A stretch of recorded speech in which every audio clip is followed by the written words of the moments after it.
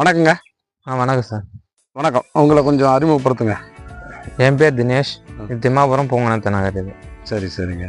இப்போ நீங்கள் மல்லிகைப்பூ சாகுபடி பண்ணியிருக்கீங்க? ஆமாம் சார். சரிங்க ஐயா. நீங்கள் எத்தனை ஏக்கர் பண்ணியிருக்கீங்க? ஒரு 4 ஏக்கரும் 3 ஏக்கர் மேலே இருக்குது. கிட்டத்தட்ட 4 ஏக்கர் பண்ணியிருக்கீங்க. 4 ஏக்கரை பண்ணிடுவோம். சரி. நம்ம திம்மாவரம்னாவே மல்லிகைப்பூ சாகுபடி ரொம்ப ஃபேமஸ். ஆமாம் சார். இங்கே எல்லாமே எல்லா ஏரியாவும் மல்லிகைப்பூ தான். வேறு சாகுபடி எதுவும் இல்லை, மல்லிகைப்பூ மட்டும்தான். மல்லிகைப்பூ நெல் கொஞ்சம் அங்கங்கே இருக்கும். நான் வாட்டர் சோர்ஸும் நல்லா இருக்குது, அதனால வந்து நெல்லும் பண்ணுவாங்க. ஆமாம் சார். நீங்கள் இந்த மல்லிகைப்பூ வந்து இப்போ கிட்டத்தட்ட இங்கே எவ்வளோ ஏரியா பண்ணுவாங்க? இங்கே ஒரு 80-90 ஏக்கரா பண்ணுவாங்க. அவ்வளோ பரப்பு இருக்குது? அவ்வளோ பரப்பு இருக்குது. சரிங்க ஐயா. நீங்கள் இப்போ வந்து 4 ஏக்கர் பண்ணியிருக்கீங்க? சரிங்க.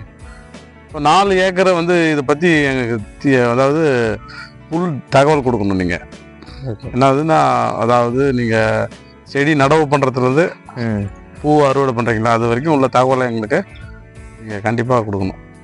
இப்போ நான் வந்து கேட்குற கேள்வி என்னென்னா, நீங்கள் வந்து இந்த செடியா பதியம் போட்ட செடியா எப்படி? பதியம் போட்ட செடி. அது செடியெல்லாம் எங்கேருந்து எடுத்துகிட்டு வரீங்க? ராமேஸ்வரத்துலேருந்து வருது. ராமேஸ்வரத்துலேருந்து வந்ததும் நாங்கள் 4 அடியில் குழி வாரி வச்சுருவோம். ஒவ்வொரு 1/2 அடியில் குழி வாரி. இப்போ இல்லை, ஒரு ஏக்கருக்கு எத்தனை செடி? ஒரு ஏக்கராவுக்கு 10,000 செடி தேவைப்படும். 10,000 செடி தேவைப்படுங்களா? சரிங்க. இப்போ இடைவெளி எப்படி கொடுக்குறீங்க? 4 அடிக்கு 4 அடி. 4 அடிக்கு 4 அடி. ஆனால் 10,000 செடி தேவைப்படுதுங்களா? ஒரு குழி சைஸ் எப்படி எடுக்கிறீங்க? ஒரு குழி வந்து 1/2 அடியில் வாரிவுங்க. அந்த 1/2 அடியில் ஒரு 10 செடி வைப்பாங்க ஒரு குழியில். 1/2 அடிக்கு 1/2 அடி நீளம் அகலம் ஆழம் அப்படிங்களா? அது ஒரு குழியில் 10 செடி வைக்கிறீங்களா? 10 செடி வைக்கிறாங்க. ஒரு செடி வச்சுன்னா ஒரு செடி 2 செடியெல்லாம் வச்சு அவ்வளோ ஓட்டமாக வராது. ஓஹோ. ஒரு குழியிலே 10 செடி வச்சிருக்கீங்க? ஆமாம். 10ல் 4 10,000 செடி தேவைப்படுது. 10,000 செடி அதனால தான் தேவைப்படுது. சரி சரி. அது இடைவெளி 4க்கு 4 கொடுக்குறீங்க? 4க்கு 4 அடி. அப்போ ஒரு ஏக்கருக்கு 10,000 செடி. ஆமாம் சார். சரிங்க. இப்போ இதுல வந்து அடுத்து நீங்க வந்து நடவு செய்யும் முன்னாடி குழியில வந்து 1/2 அடிக்கு 1/2 அடி எடுக்கிறீங்க இல்லைங்களா? 1/2 அடி ஆழம், 1/2 அடி நீளம், 1/2 அடி அகலம். அதுக்குள்ள ஏதாவது நடுறதுக்கு முன்னாடி ஏதாவது உரம் மருந்து ஏதாவது போடுறோம்? அப்பெல்லாம் உரமா மருந்தெல்லாம் எதுவும் இல்லை சார். எரு எதுவும் போடுறதில்ல? எருவுக்கு கொட்டலாம். இல்ல செடி வளர்ந்துட்டு 6 மந்த் கழிச்சு நம்ம கொட்டலாம். அப்போ கொஞ்சம் கொட்டினா டேரக்டா செடிக்கு எடுத்துக்கும். இல்லைன்னா அப்போ கொட்டது கொஞ்சம் வேஸ்ட் தான். செடி அப்போ வேர் பிடிக்காது, அதனால. சரி. அப்படின்னா நீங்க நட்டு செடி பிடிச்ச பிறகு நீங்க எரு போடுறீங்க? ஆமா. அது ஒரு 3 மாசத்துக்கு அதுக்கப்புறம் இருந்து கொட்ட ஆரம்பிச்சிடலாம். அப்படிங்களா? சரி. இயருக்கு ஒன்ஸ் கொட்டிடணும். இப்போ செடி வந்துடுது. இந்த நீர் மேலாண்மை எல்லாம், தண்ணி எல்லாம் எத்தனை நாளைக்கு ஒரு முறை கட்டணும்? 8 நாளைக்கு ஒரு டைம் கட்டுவோங்க. செடி சின்னசா வச்சா வளர்த்துக்கு 1.5 வருஷம் ஆகும். இந்த மாதிரி பெருஞ்செடி வளர்த்துக்கு 1.5 வருஷம் ஆகுது. இப்போ இது எத்தனை வருஷம் ஆகுதுங்க? இது வச்சு ஒரு 6 வருஷம் ஆகுது. இப்போ 6 வருஷம் ஆயிடுச்சு இது. இது எத்தனை வருஷம் வரைக்கும் வச்சுக்கலாங்க? நல்லா பராமரிச்சா 20 வருஷம் கூட இருக்கு செடி. அப்படி 20 வருஷம் வச்சுக்கலாம். சரி சரி. இப்போ இதுல பாத்தீங்கன்னா அடுத்து வந்து நீங்க இந்த கவாத்து பண்றீங்களா, அதை பத்தி கொஞ்சம் சொல்லுங்க. கவாத்துன்னு இதை கட் பண்ணி விடுறீங்களா? ஒரு டைம் கட் பண்ணி விட்டா பூ வரத்துக்கு 30 நாள் ஆகும். அந்த மாதிரி தான் கட் பண்ணி விடுவோங்க. ஓஹோ.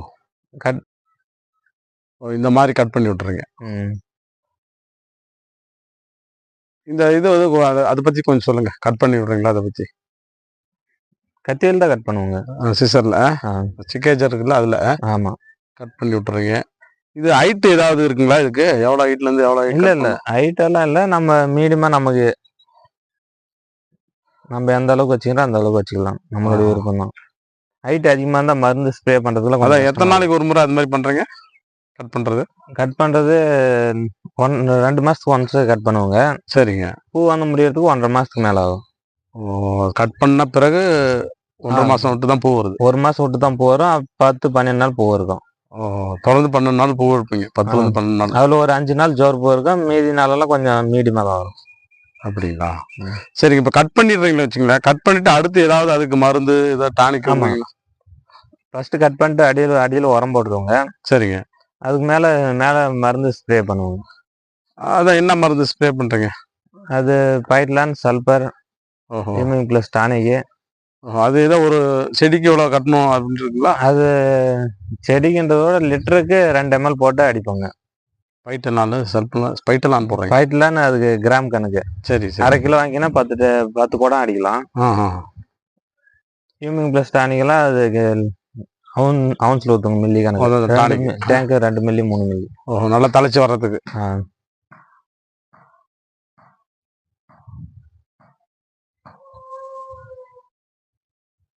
எப்படிங்க கை தெளிப்பான்ல அடிக்கிறீங்களா இல்ல பவர் ஸ்ப்ரே தான். பவர் ஸ்ப்ரேல அடிக்கிறீங்க? இந்த பேட்டரி ஆப்ரேட்டட் அதா? பேட்டரி ஆப்ரேட்டரு கீழே களைக்கொல்லி அடிக்கிறது மட்டும் யூஸ் பண்ணுவாங்க. ஓ, இதுல பவர் ஸ்ப்ரே தான் பவர் ஸ்ப்ரே தான் மேலே யூஸ் பண்ணுவாங்க. சரி சரி. இப்போ அடுத்து களை கட்டுப்பாடுன்னு வரும்போது களை எப்படி கண்ட்ரோல் பண்றீங்க? இல்ல ஒன் டைம் களைக்கொல்லி அடிச்சுட்டா அது ஒரு 40 நாளைக்கு வராது. ஒரு டைம் பூ வந்து முடிவு வரைக்கும் பில்லு வராது. களைக்கொல்லி தான் அடிக்கிறீங்க? ஆமா. களைக்கொல்லி என்ன அடிக்கிறீங்க? எவ்வளவு டோஸ் கொடுக்குறீங்க அதுக்கு? அது பேராக்வைட் தான் யூஸ் பண்றேங்க. அது ஒரு குடம் தண்ணிக்கு 100 ml போடுறேங்க. அப்படிங்களா? களை நல்லா கண்ட்ரோல் ஆயிடுது? கண்ட்ரோல் ஆயிடுது. சரி. இதுல கை களையெல்லாம் எடுக்க மாட்டேங்க? இல்ல எடுக்கலாம், ஆனா கொஞ்சம் செலவு கொஞ்சம் அதிகமா லேபர் ப்ராப்ளம் அது. ஆமா. ஆனா நீங்க எடுக்கிறது உண்டா கை களை? நாங்க இளஞ்செடியா இருக்கும்போது மட்டும் எடுப்போங்க, செடி வளர்றதுக்காக. இப்போ இது வந்து செடி எவ்வளவு வருஷம் ஆகுதுங்க? 6 வருஷம் ஆகுது. அதனால நீங்க இது வந்து களைக்கொல்லி யூஸ் பண்ணிக்கிறீங்க? களைக்கொல்லி யூஸ் பண்ணிக்கிறேங்க.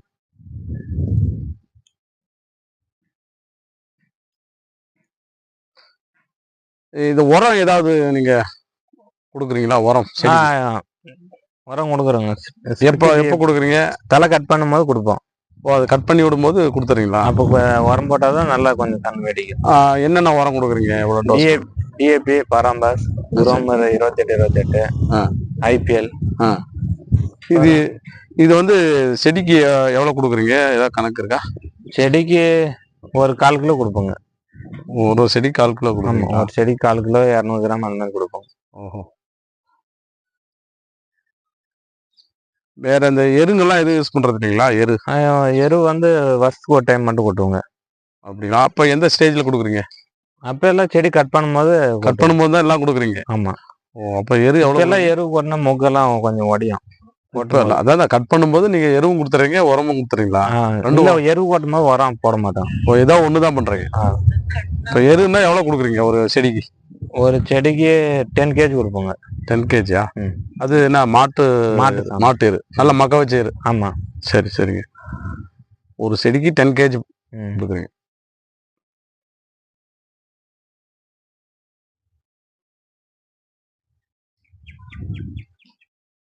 அடுத்து வந்து பாத்தீங்கன்னா நம்ம நோய் மேலாண்மைக்கு போலாங்க.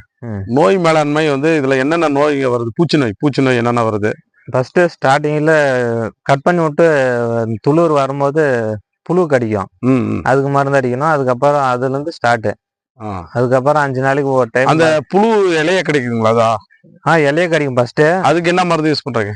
அதுக்கு நார்மலா மோவண்டோ, அல்பா லேம்டா யூஸ் பண்ணுவாங்க. எவ்வளவு டோஸ் யூஸ் பண்றீங்க? அது ஒரு டேங்குக்கு வந்து 20 மில்லி. ஒரு டேங்க் பார்த்தா 20 ஒரு 50 மில்லி டோஸ் யூஸ் பண்ணுவாங்க. ஒரு டேங்குக்கா? டேங்குக்கு ரெண்டு மருந்து மிக்ஸ்? 3 மருந்து மிக்ஸ். என்னென்ன மருந்து சொன்னீங்க? மோவண்டோ, அல்பா, லேம்டா. அது 3 மிக்ஸ் பண்றீங்க ஒரு டேங்க் 50 மில்லி? சரிங்க. அதுக்கப்புறமா வேற ஏதாவது நோய் தாக்குதல்? அதுக்கப்புறம் முகம் அப்படியே வளர வளர சிவப்பு புழுன்னு விழுவும், சின்னசா இருக்கும், கண்ணுக்கே தெரியாத மாதிரி. அது 3 நாளைக்கு ஒரு டைம் அடிச்சுட்டே இருப்போங்க. அதுக்குதான் மருந்து நீங்க அதிகமா யூஸ் பண்ணுங்க? ஆமா, அதுக்கு தான் மருந்து அதிகமா. அது என்ன மொட்டு புழு அப்படிதானே? அது ரொம்ப கண்டுபிடிக்கவே முடியாது, ரொம்ப அந்த பூக்குள்ள இருக்கும், ரொம்ப சின்னசா இருக்கும்.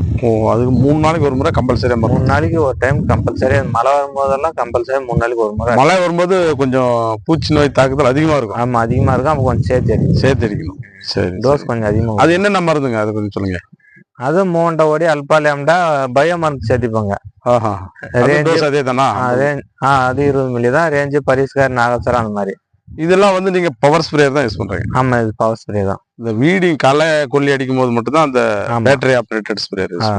சரிங்க. அதுக்கப்புறம் வேற எதனா பூச்சி நோய் இருக்குங்களா? இல்ல, அவ்வளவுதான். அதுக்கப்புறம் செம்பேன் விடும். செம்பேனுக்கு என்ன?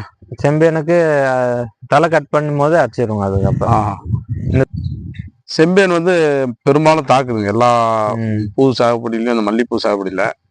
அதுக்கு வந்து என்ன மருந்து நீங்க யூஸ் பண்றீங்க? அதுக்கு வந்து சல்பரு, எக்ஸோடஸ், சிம்பான்ற ஒரு மருந்து யூஸ் பண்ணுவாங்க. அது எப்படி டோஸ்? அது சேம் 30 மில்லி போடுவாங்க டேங்குக்கு. 30 மில்லியா? சரி. இப்போ சல்பர் வந்து எவ்வளவு போடணுங்க? Tank 50 gram. செம்பேனுக்கு இது பண்ணாக்க உங்களுக்கு ஓரளவு கண்ட்ரோல் வந்துடும்? அது ஒரு 2 டைம் அடிச்சு பின்னாடி தான் கண்ட்ரோல் வரும். சரிங்க. இப்போ அடுத்து வந்து பார்த்தீங்கன்னா, நம்ம அத கட் பண்ணிடுறீங்கல்ல, பூ வந்து எப்போலாம் நீங்க ஹார்வெஸ்ட் பண்றீங்க? ஒரு 1 மந்த் ஆயிரும் பூ வரத்துக்கு. மார்னிங்கில் பூ அறுப்பாங்க, அறுத்து பெங்களூர் மார்க்கெட்டு போகும். பெங்களூர் ஒசூர் மார்க்கெட்டுக்கு எவ்வளோ மணிக்குள்ள அர்த்தாயிரும். அதாவது இதை வந்து நம்ம கட் பண்றீங்களா, கட் பண்ணி விட்டு எத்தனை நாள்ல பூ வருதுங்க? பூ 30 நாளைக்கு பூ ஸ்டார்ட் ஆயிரும்.